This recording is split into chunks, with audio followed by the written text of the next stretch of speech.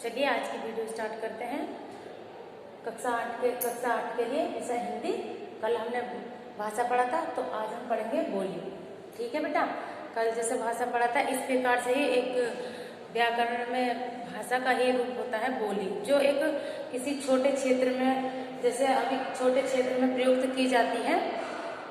जैसे कभी कभी बोलते हैं ना कि उसकी बोली ऐसी है, किसी की खड़ी बोली है, किसी की ऐसी बोली है, तो इसी प्रकार से इसको परिभाषित करेंगे, इसको लिखेंगे बोली किसे कहते हैं।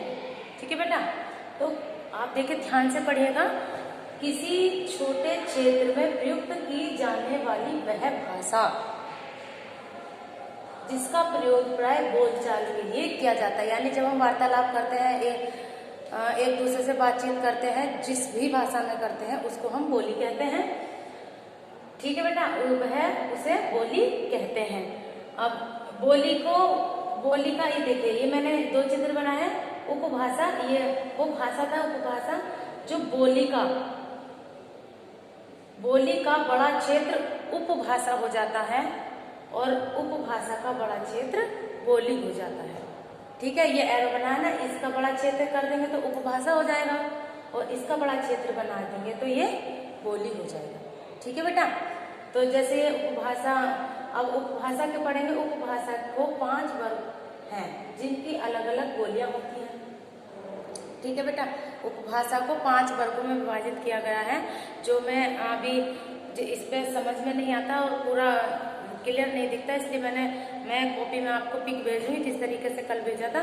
तो आप और बार बार फोन करके ये ना पूछे कॉपी में क्या करना है, ये वाला काम भी करना बेटा। इस पर आपको हम समझा रहे हैं और बाकी आपको मैं पिक भेज रही हूँ। जैसे भी जो टीचर भेजते हैं उसको आप वैसे ही करना जैसे वो बताते हैं। ठीक है, बार बार फोन करके व्हाट्सएप पे ये ना कहें कि ये वाला करना है वो वाला करना है। आप बड़े बच्चे बहुत समझदार हो बेटा।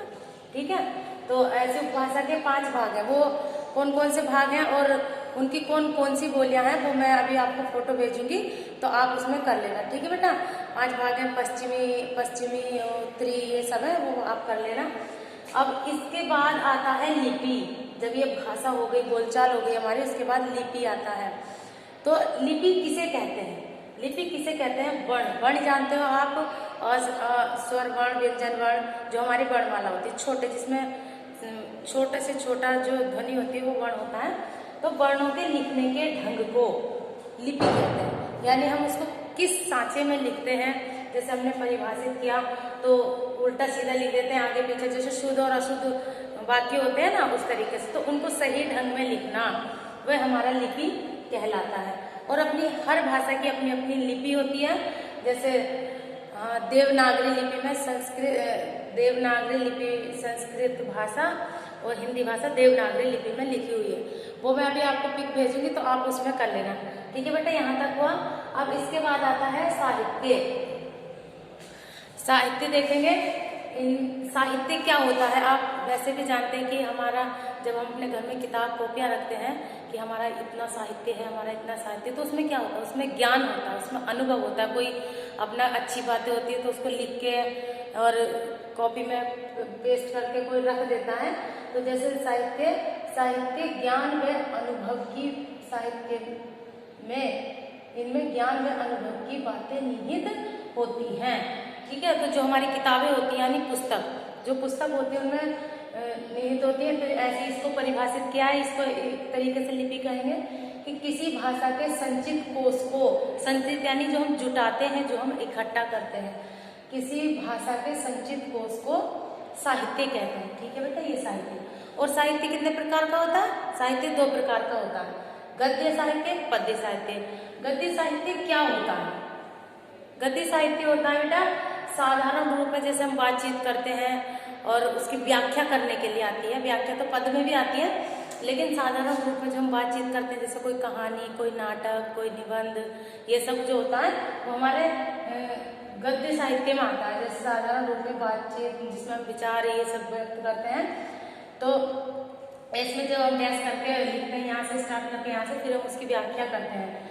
तो जैसे मैंने अभी बताया, जैसे ये पत्र है, ये गद्य है, निबंध है, कथा है, कहानी है, नाटक है, ये सब हमारे निबंध, ये हमारे गद्य साहित्य में आते हैं। ऐसे पद्य साहित्य क्या होता है? पद्य साहित्य में बेटा पद साहित्य होता है जैसे हम तुकबंदी, यानी कोई हम गीत गाते हैं, कोई हम दोहा बोलते हैं, तो या कोई तुकबंदी में लय बना के हम उसको व्यक्त करते हैं, तो वह हमारी क्या हो जाती है, वह हमारी पद्य साहित्य हो जाता है। जैसे मैं बचपन को भुला रही थी चंचल किरण वाली, तो ठीक है, तो ये सब करेंगे। इसमें उदाहरण में क्या आता है, जैसे दोहा है, छंद है, कविता है, गीत है, ये सब हमारे पद्य साहित्य में आता है। इसमें जो लेखक होते हैं वो साहित्यकार होते हैं, नाटककार होते हैं, और इसमें हमारे कवि होते हैं, जिनको कुछ प्रमुख कवि और साहित्यकारों के नाम लिखवाऊंगी आपको। अभी पिक भेज रही हूँ मैं आपको, ठीक है बेटा। इसमें आपको समझना है, और जो मैं आपको पिक भेजूंगी, जो मैं आपको कॉपी में से फोटो कॉपी करके भी आपको भेजूंगी, तो वो आपको कॉपी में करना है और इसको आपको समझना है।